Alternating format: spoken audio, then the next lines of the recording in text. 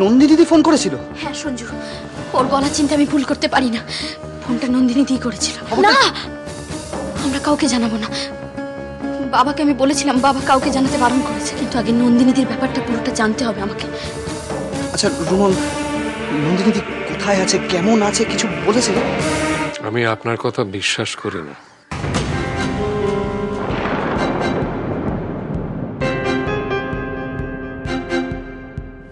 তুমি যা জানো সবই ছিল, একদিন ছিল। বিশ্বাস করো, তুমি যা হয়েছে বাড়িতে সব আমার ইচ্ছার বিরুদ্ধে হয়েছে। আপনি জানেন সেদিন আপনার বাড়িতে আমাকে কতখানি অপমানিত, অপদস্থ হতে হয়েছে। তাই তো আমি তোমার কাছে ছুটে এসেছি রাজ, পরিবারের সবার হয়ে তোমার কাছে ক্ষমা চাইতে এসেছি। ক্ষমা চাইতে এসেছেন? আপনি এখানে দাঁড়িয়ে দাঁড়িয়ে নাটক করছেন, মিথ্যে কথা বলছেন, আপনি আমাকে ভোলাতে চাইছেন। রাজ, রাজ কি হচ্ছে কি? কেন তুমি ওনাকে এই সমস্ত কথা বলছো? শুনুন মা সক্ষবাবু,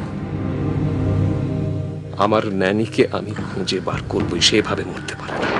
কি হলো, চুপ করে গেলে কেন সায়ন? বলো বলো। আমার মনে পড়ছে না, আমার কিচ্ছু মনে পড়ছে না। সাগর, সাগর,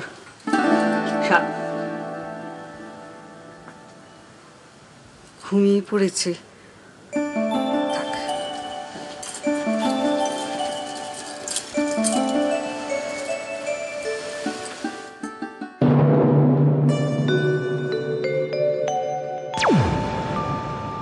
তোমার সঙ্গে আমার প্রথম কবে দেখা হয়েছিল মনে পড়ছে না, তবে মনে হয় বহু যুগ ধরে আমি তোমাকে চিনি। আমার মনে, আমার নিঃশ্বাসে, আমার প্রশ্বাসে তুমি মিশে আছো নন্দিনী। চোখ মুজলেই আমি তোমার হাসি,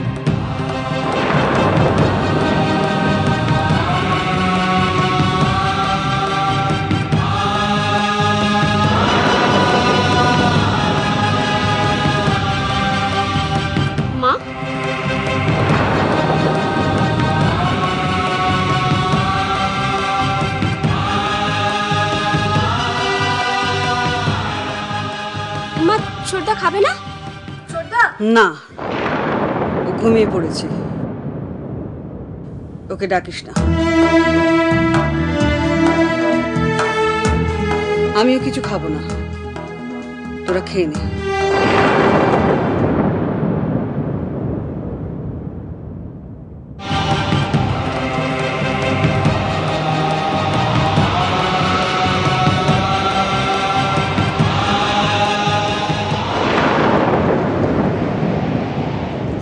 দাঁড়াও, গুড্ডু সোনাকে আর একটু ভাত দি।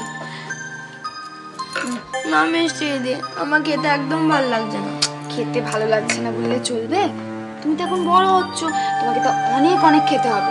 না এনো, দেখো না নন্দিনী, কদিন ধরে না ছেলেটা ভীষণ খাওয়া নিয়ে বায়না করছে। কি হয়েছে কে জানে বাবা। কেন গুড্ডু সোনা, দেখি খেতে ইচ্ছে করছে না?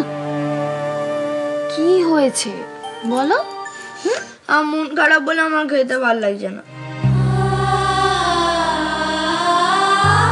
দিদি, তোমরা খেয়ে নাও, ছোটদা খাবে না।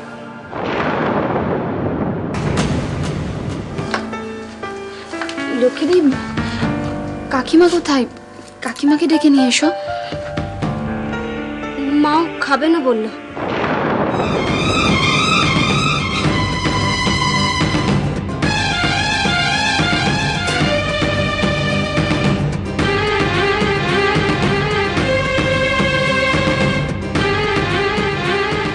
কাকিমাও খাবে না, সাগরের